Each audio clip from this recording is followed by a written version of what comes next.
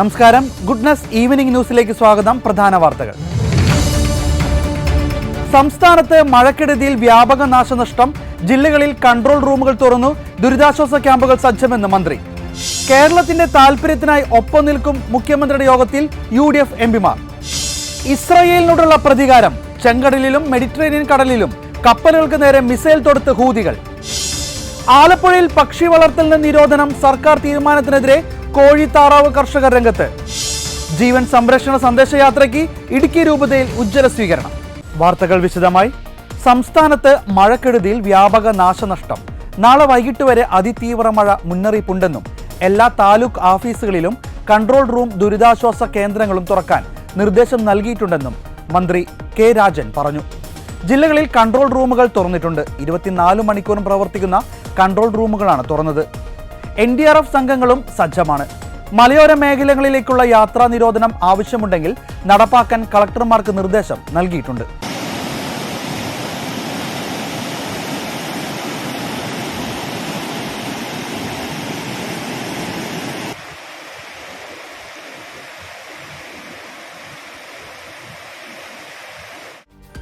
ലക്ഷത്തിലധികം പേരെ മാറ്റിപ്പാർപ്പിക്കാനുള്ള ക്യാമ്പുകൾ സജ്ജമാക്കിയിട്ടുണ്ട്. മഴ ഏതെങ്കിലും തരത്തിലുള്ള വിനോദത്തിന്റെ അവസരമായി കണക്കാക്കരുതെന്നാണ് ജനങ്ങളോട് പറയാനുള്ളത്.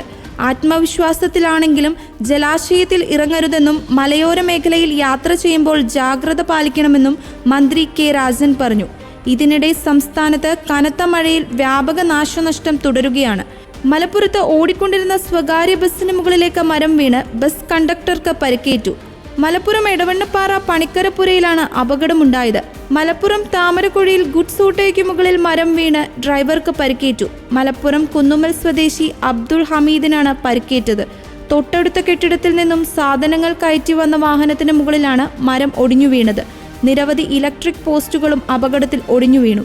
ഫയർഫോഴ്സ് എത്തി മരം മുറിച്ചുമാറ്റി. പരിക്കേറ്റയാളെ പ്രാഥമിക ചികിത്സയ്ക്ക് ശേഷം മാഞ്ചേരി മെഡിക്കൽ കോളേജ് ആശുപത്രിയിലേക്ക് മാറ്റി. ചെമ്മന്നൂർ പാലവും വെള്ളത്തിനടിയിലായി. താവളം മുള്ളി റോഡിൽ ഗതാഗതം പൂർണ്ണമായി തടസ്സപ്പെട്ടു. ആനക്കല്ലിൽ മരം വീണ് വൈദ്യുതി പോസ്റ്റുകൾ തകർന്നു. ചെറുപ്പുളശ്ശേരി പുത്തനാൽ കാവിന് സമീപമുണ്ടായിരുന്ന 10 അടിയോളം വട്ടമുള്ള പൊതുകിണർ രാവിലെ ഇടിഞ്ഞു താഴ്ന്നു. കുളപ്പള്ളി റൂട്ടിൽ തേനൂർ കോട്ടായി റോഡ് സമീപം മരം പൊട്ടി വീണു. അട്ടപ്പാടി ചോലക്കാട്ടിൽ വീടിന് മുകളിൽ ഇലക്ട്രിക് പോസ്റ്റ് ഒടിഞ്ഞു വീണു. പാലക്കാട് കൊട്ടേക്കാരി വീടിടിഞ്ഞു വീണ് അമ്മയും മകനും മരിച്ചു. കോട്ടുകുന്ന് വീട്ടിൽ സുലോചന, മകൻ രഞ്ജിത്ത് എന്നിവരാണ് മരിച്ചത്. തിങ്കളാഴ്ച രാത്രിയോടെയാണ് അപകടം. ശക്തമായ കാറ്റിലും മഴയിലും വീടിന്റെ പുറംവശം ഇടിഞ്ഞു വീഴുകയായിരുന്നു. രാവിലെ വീട് തകർന്നു കിടക്കുന്നത് ശ്രദ്ധയിൽപ്പെട്ട നാട്ടുകാർ അടുത്തു ചെന്ന് നോക്കിയപ്പോഴാണ് ഇരുവരെയും കണ്ടെത്തിയത്. ഉടൻ ആശുപത്രിയിലെത്തിച്ചെങ്കിലും മരിച്ചിരുന്നു. ചിറ്റൂർ പുഴയോരത്ത് താമസിക്കുന്നവർക്ക് ജാഗ്രതാ നിർദ്ദേശം നൽകി. ഭാരതപ്പുഴയിൽ നീരൊഴുക്ക് വർദ്ധിച്ചതോടെ വെള്ളിയാങ്കല തടയണയുടെ കൂടുതൽ ഷട്ടറുകൾ തുറന്നു. തീരത്തുള്ളവർ ജാഗ്രത പാലിക്കണമെന്ന് മുന്നറിയിപ്പ് നൽകി. KCYM സംസ്ഥാന സമിതിയുടെ നേതൃത്വത്തിൽ വിശുദ്ധ തോമസ് മൂർ അനുസ്മരണവും യുവജന ദിനാഘോഷവും സുൽത്താൻപേട്ട രൂപതയുടെ ആതിഥേയത്തിൽ വാളയാർ ചന്ദ്രപുരം സെന്റ് സ്റ്റാനിസ്ലാവ് ദേവാലയത്തിൽ വെച്ച് നടത്തപ്പെട്ടു. സുൽത്താൻപേട്ട രൂപത ഫെറോന വികാരി reverend father Louis Maria Pappu ഉദ്ഘാടനം നിർവഹിച്ചു.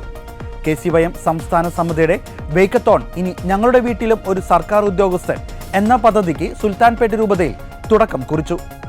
സുൽത്താൻപേട്ട രൂപത procurator reverend father Antony Pius project പ്രകാശനം ചെയ്തു. യുവജനങ്ങളുടെ ഇടയിൽ ഗവൺമെന്റ് ജോലി സാധ്യത കൂട്ടുക എന്ന ലക്ഷ്യത്തോടുകൂടി വരാന്ത റേസ്, വരാന്ത ടാലന്റ് അക്കാദമി എന്നിവരോട് ചേർന്ന് 32 രൂപതകളിലെയും യുവജനങ്ങൾക്കായി സൗജന്യ PSC SSC പരിശീലനം നൽകുന്നു. KCYM സംസ്ഥാന സമിതി സംഘടിപ്പിച്ച വാക്കത്തോണിൽ വരാന്ത race academic head Arun Jackson project വിശദീകരണം നടത്തി. യോഗത്തിൽ സംസ്ഥാന പ്രസിഡന്റ് MJ ഇമാനുവൽ അധ്യക്ഷത വഹിച്ചു. സംസ്ഥാന director father Stephen Thomas Chalakkara, assistant director C. Norbert CTC, സംസ്ഥാന സെക്രട്ടറി സുബിൻ K. സണ്ണി, സംസ്ഥാന vice president Anu Francis, Sultanpet രൂപത പ്രസിഡന്റ് ആന്റണി രാജ്, സുൽത്താൻപേട്ട രൂപത ഡയറക്ടർ പ്രാബിൻ സുസൈ ഡൊമിനി എന്നിവർ സംസാരിച്ചു. വിശുദ്ധ തോമസ് മൂർ അനുസ്മരണ പരിപാടിയിൽ KCYM സംസ്ഥാന പ്രസിഡന്റ് ശ്രീ MJ ഇമാനുവൽ യോഗത്തിന് അധ്യക്ഷത വഹിച്ചു. KCYM സംസ്ഥാന director father Stephen Thomas Chalakkara ആമുഖ പ്രഭാഷണം നടത്തി.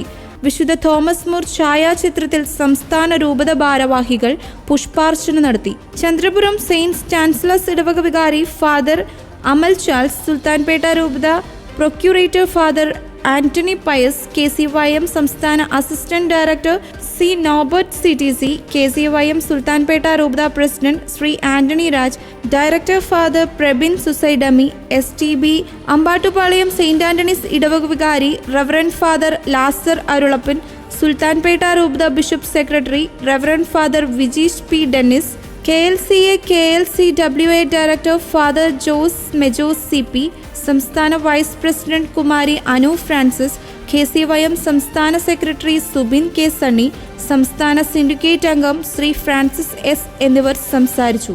സംസ്ഥാനത്തിന്റെ താൽപര്യം സംരക്ഷിക്കാൻ ഒപ്പം നിൽക്കുമെന്ന് UDF MPമാർ മുഖ്യമന്ത്രി പിണറായി വിജയനെ അറിയിച്ചു.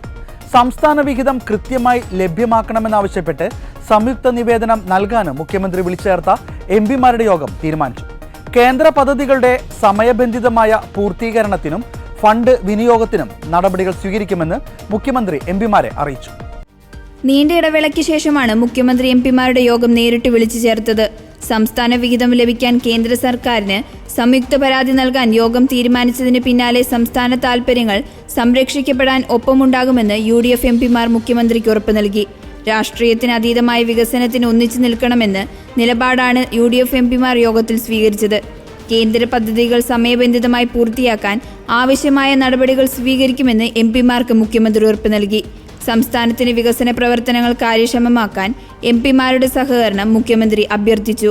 കേന്ദ്രത്തിൽ പുതിയ സർക്കാർ അധികാരമേറിയ ശേഷം വിവിധ ആവശ്യങ്ങൾ ഉന്നയിച്ച് 2 കത്തുകൾ ധനകാര്യമന്ത്രിക്ക് നൽകിയതായി മുഖ്യമന്ത്രി അറിയിച്ചു. സംസ്ഥാന ധനമന്ത്രി കേന്ദ്ര ധനകാര്യമന്ത്രിയെ നേരിൽ കണ്ടും സംസ്ഥാനത്തിന്റെ ആവശ്യങ്ങൾ ഉന്നയിച്ചിട്ടുണ്ട്. കേന്ദ്ര സർക്കാർ സംസ്ഥാനത്തിന് അനുവദിക്കുന്ന ഫണ്ടുകളിലും ഗ്രാന്റുകളിലും കുറവ് വന്നിട്ടുണ്ട്.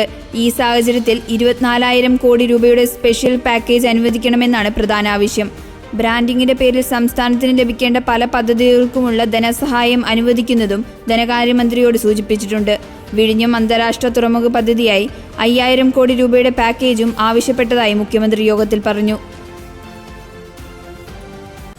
ആമയിഴഞ്ചാൽ തോട് വൃത്തിയാക്കാനിറങ്ങിയ ജോയിയുടെ മരണത്തിൽ ഹൈക്കോടതി നിർദ്ദേശപ്രകാരം പരിശോധനയ്ക്ക് എത്തുന്നത് കൊച്ചിയിലെ ബ്രഹ്മപുര മാലിന്യ പ്രശ്നം പരിശോധിച്ച അതേ അമിക്കസ് ക്യൂറി. ആമയിഴഞ്ചാൽ തോട് ദുരന്തം സംബന്ധിച്ച് അന്വേഷിച്ച് റിപ്പോർട്ട് സമർപ്പിക്കാൻ ഹൈക്കോടതി അമിക്കസ് ക്യൂറിയോട് ആവശ്യപ്പെട്ടിട്ടുണ്ട്. അമിക്കസ് ക്യൂറിക്ക് പ്രതിഫലമായി 1.5 ലക്ഷം രൂപ നൽകണം. ഇത് സംസ്ഥാന സർക്കാരും മുനിസിപ്പൽ കോർപ്പറേഷനും റെയിൽവേയും ചേർന്ന് ഈ മാസം 19 മുൻപ് നൽകണമെന്നും ഹൈക്കോടതി വ്യക്തമാക്കി. ജോയിയുടെ മരണം നിർഭാഗ്യകരമാണെന്ന് പറഞ്ഞ ഹൈക്കോടതി വിശദാംശങ്ങൾ അറിയിക്കണമെന്ന് തിരുവനന്തപുരം മുനിസിപ്പൽ കോർപ്പറേഷന് നിർദ്ദേശം നൽകിയിട്ടുണ്ട്. റെയിൽവേയുടെ സ്ഥലത്ത് മാലിന്യം റെയിൽവേ നീക്കണം. പ്ലാസ്റ്റിക് മാലിന്യം ഒഴുക്കില്ലെന്ന് കോർപ്പറേഷനും ഉറപ്പുവരുത്തണം. വർഷങ്ങളായിട്ടുള്ള മാലിന്യം നീക്കം ചെയ്യാതിരുന്നതാണ് വെള്ളത്തിന്റെ കറുത്ത നിറത്തിന്റെ കാരണം. ഉദ്യോഗസ്ഥരുമായും ആശയവിനിമയം നടത്താനും അമിക്കസ് ക്യൂറിക്ക് സ്വാതന്ത്ര്യമുണ്ടെന്ന് കോടതി ഉത്തരവിൽ വ്യക്തമാക്കി. പരസ്പരം പഴിചാരാനുള്ള സമയമല്ല ഇതെന്ന് ചൂണ്ടിക്കാട്ടിയാണ് കോടതിയുടെ ഇടപെടൽ. മാലിന്യം തള്ളാതിരിക്കാനുള്ള നിർമ്മിതികൾ നടത്തിവരികയാണെന്ന് റെയിൽവേ ഈ കേസ് പരിഗണിച്ചപ്പോൾ വാദിച്ചു. റെയിൽവേയുടെ സ്ഥലത്തിന് പുറത്തും മാലിന്യം നിറഞ്ഞുകിടക്കുന്ന അവസ്ഥയാണെന്നും റെയിൽവേ ചൂണ്ടിക്കാട്ടി. ഇതോടെയാണ് സ്ഥലം സന്ദർശിക്കാൻ അമിക്കസ് ക്യൂറിക്ക് ഹൈക്കോടതി നിർദ്ദേശം നൽകിയത്. ജസ്റ്റിസുമാരായ ബെച്ചു കുര്യൻ തോമസ്, P. ഗോപിനാഥ് എന്നിവരുടെ ഡിവിഷൻ ബെഞ്ചാണ് വിഷയം പരിഗണിച്ചത്. ബ്രഹ്മപുരം കേസ് പരിഗണിച്ച ബെഞ്ച് പിന്നീട് സംസ്ഥാനത്തെ പൊതുവായ മാലിന്യ പ്രശ്നങ്ങളും പരിശോധിച്ചിരുന്നു. തിരുവനന്തപുരം നഗരമധ്യത്തിലെ ആമഴിയഞ്ചാൻ തോട്ടിലെ മാലിന്യ പ്രശ്നത്തിൽ ഒടുവിൽ മുഖ്യമന്ത്രി അടിയന്തര യോഗം വിളിച്ചു. തോടിന്റെ റെയിൽവേ സ്റ്റേഷൻ അടിയിൽ കൂടി കടന്നു പോകുന്ന ഭാഗത്ത് മാലിന്യം കുന്നുകൂടി കിടക്കുന്നത് മൂലമുള്ള വിവിധ പ്രശ്നങ്ങളിൽ സ്വീകരിക്കേണ്ട നടപടികൾ ചർച്ച ചെയ്യാനാണ് യോഗം വിളിച്ചു ചേർത്തിരിക്കുന്നത്. 18 വ്യാഴാഴ്ച രാവിലെ 11:30 യോഗം ചേരുക. തദ്ദേശ സ്വയംഭരണം, പൊതുമരാമത്ത്, തൊഴിൽ, ഭക്ഷ്യം, കായികം, റെയിൽവേ, ആരോഗ്യം, ജലവിഭവ വകുപ്പ് മന്ത്രിമാരും ബന്ധപ്പെട്ട MLAമാരും തിരുവനന്തപുരം മേയറും പങ്കെടുക്കും. തെക്കൻ ഗാസ നഗരമായ ഖാൻ യൂനീസിലെ ഇസ്രയേൽ വ്യോമാക്രമണത്തിന് തിരിച്ചടിയുമായി യമനിലെ ഹൂതികൾ. ചെങ്കടലിലും മെഡിറ്ററേനിയൻ കടലിലുമായിരുന്നു ഹൂതികളുടെ ആക്രമണം. എണ്ണ ടാങ്കർ ഉൾപ്പെടെ 3 കപ്പലുകളെയാണ് ഇവർ ഉന്നമിട്ടത്. ബാലിസ്റ്റിക് മിസൈലുകൾ, ഡ്രോണുകൾ തുടങ്ങിയവ ഉപയോഗിച്ചായിരുന്നു ആക്രമണം. ഇസ്രായേലിനുള്ള മറുപടിയായിരുന്നു ആക്രമണമെന്ന് ഹൂതി സൈനിക വക്താവ് യഹ്യ സാറി പറഞ്ഞു. ഖാൻ യൂനിസിൽ ശനിയാഴ്ച നടന്ന ആക്രമണത്തിൽ 90 പാലസ്തീൻകാർ കൊല്ലപ്പെട്ടിരുന്നു. 300 പേർക്ക് പരിക്കേറ്റതായി ഗാസ ആരോഗ്യ മന്ത്രാലയം അറിയിച്ചു. നവംബർ മുതൽ നിരവധി ആക്രമണങ്ങളാണ് ഹൂതികൾ നടത്തിയത്. 2 കപ്പലുകൾ പിടിച്ചെടുത്തു. 3 നാവികർ കൊല്ലപ്പെട്ടു. ഇതോടെ സൂയിസ് കനാൽ വഴിയുള്ള യാത്രകൾ ഒഴിവാക്കാൻ കപ്പലുടമകൾ നിർബന്ധിതരായി. ആക്രമണം സ്ഥിരീകരിച്ച് US നാശനഷ്ടങ്ങളോ പരിക്കുകളോ ഉണ്ടായിട്ടില്ലെന്നും പ്രതികരിച്ചു. മെഡിറ്ററേനിയൻ കടലിലെ ഓൾവാവിയയെ ലക്ഷ്യമിട്ടുള്ള നീക്കങ്ങളിൽ ഇറാഖ് ഇസ്ലാമിക് റെസിസ്റ്റൻസിനൊപ്പം ചേർന്നുവെന്നും ഹൂതികൾ പറഞ്ഞു. ഗാസയിൽ ഇസ്രായേൽ ആക്രമണം തുടങ്ങിയതിന് പിന്നാലെയാണ് പാലസ്തീന് പിന്തുണ അറിയിച്ച് ഹൂതികൾ രംഗത്തിറങ്ങിയത്. ഹൂതികൾക്കെതിരെ യുഎസും ബ്രിട്ടനും പ്രത്യാക്രമണങ്ങൾ നടത്തുന്നുണ്ട്. കുറഞ്ഞത് 65 രാജ്യങ്ങളെയും പ്രധാന ഷിപ്പിംഗ് കമ്പനികളെയും ഹൂതി ആക്രമണം ബാധിച്ചെന്നാണ് US ഡിഫൻസ് ഇന്റലിജൻസ് ഏജൻസിയുടെ റിപ്പോർട്ട്. മെഡിക്കൽ കോളേജ് ആശുപത്രിയിൽ ചികിത്സയ്ക്കെത്തിയ വയോധികൻ 2 ദിവസം ലിഫ്റ്റിൽ കുടുങ്ങിക്കിടന്നെന്ന വാർത്ത ഞെട്ടിക്കുന്നതാണെന്ന് പ്രതിപക്ഷ നേതാവ് VD സതീശൻ. ഇത്രയും തിരക്കുള്ള ഒരു മെഡിക്കൽ കോളേജിലെ OP വിഭാഗത്തിൽ ചികിത്സയ്ക്കെത്തിയ ആൾ 2 രാത്രിയും 1 പകലും ലിഫ്റ്റിൽ കുടുങ്ങിക്കിടന്ന സംഭവത്തിൽ സർക്കാരിനും ആരോഗ്യവകുപ്പ് മന്ത്രിക്കും ഒരു ഉത്തരവാദിത്വവും ഇല്ലേ എന്ന് VD സതീശൻ ചോദിച്ചു. ആരോഗ്യമേഖലയിൽ കേരളം കാലം കൊണ്ട് ആർജിച്ചെടുത്ത നേട്ടങ്ങളൊക്കെ ഇല്ലാതാക്കുന്ന സംഭവങ്ങളാണ് ഈ സർക്കാരിന്റെ കാലത്ത് നടക്കുന്നത്. ആരോഗ്യമേഖലയിലും സർക്കാർ ആശുപത്രികളിലും ഇത്രയും അനാഥമായ കാലഘട്ടം ഇതിനു മുൻപും കേരളത്തിനുണ്ടായിട്ടില്ല. പകർച്ചപ്പനി വ്യാപകമായിട്ടും ഒരു നടപടിയും സ്വീകരിക്കാത്ത സർക്കാരും വകുപ്പ് മന്ത്രിമാരും നോക്കി നിൽക്കുകയാണ്. നിലവിലെ ഗുരുതരമായ സാഹചര്യത്തിൽ ഒരു നിമിഷം സ്ഥാനത്ത് തുടരാനുള്ള അർഹത ആരോഗ്യമന്ത്രിക്കില്ല. എത്രയും വേഗം അവർ രാജിവെച്ച് പുറത്തു പോകണമെന്നാണ് പൊതുസമൂഹത്തിന് നല്ലതെന്നും VD സതീശൻ പറഞ്ഞു. ശനിയാഴ്ച നടുവേദനയുടെ ചികിത്സയ്ക്കെത്തിയ തിരുമല സ്വദേശിയായ രവിയാണ് ലിഫ്റ്റിൽ കുടുങ്ങിയത്. രാവിലെ ലിഫ്റ്റ് ഓപ്പറേറ്റർ എത്തിയപ്പോഴായിരുന്നു രവി ലിഫ്റ്റിൽ കുടുങ്ങിയ വിവരം അറിഞ്ഞത്. സൂപ്രണ്ട് ഓഫീസിലെ OP ബ്ലോക്ക് ലിഫ്റ്റിലായിരുന്നു രവി കുടുങ്ങിയത്. സംഭവത്തിൽ 2 ലിഫ്റ്റ് ഓപ്പറേറ്റർമാരെയും ഡ്യൂട്ടി സർജനെയും സസ്പെൻഡ് ചെയ്തിട്ടുണ്ട്. അടിയന്തരമായി അന്വേഷിച്ച് നടപടി സ്വീകരിക്കാൻ ആരോഗ്യവകുപ്പ് മന്ത്രി വീണ ജോർജ് മെഡിക്കൽ വിദ്യാഭ്യാസ വകുപ്പ് ഡയറക്ടർക്ക് നിർദ്ദേശം നൽകിയിട്ടുണ്ട്. മെഡിക്കൽ വിദ്യാഭ്യാസ വകുപ്പ് ജോയിന്റ് ഡയറക്ടർ, പ്രിൻസിപ്പൽ, സൂപ്രണ്ട് എന്നിവരടങ്ങിയ സംഘം നടത്തിയ അന്വേഷണത്തെ തുടർന്നാണ് നടപടി. CPI തിരുമല ലോക്കൽ സെക്രട്ടറിയാണ് തിരുമല രവി. 2025 വരെ ആലപ്പുഴയിൽ താറാവ് കോഴി വളർത്തലിന് നിരോധനം ഏർപ്പെടുത്തേണ്ടി വരുമെന്ന് മൃഗസംരക്ഷണ വകുപ്പ് മന്ത്രി ജെ ചിഞ്ചുറാണി.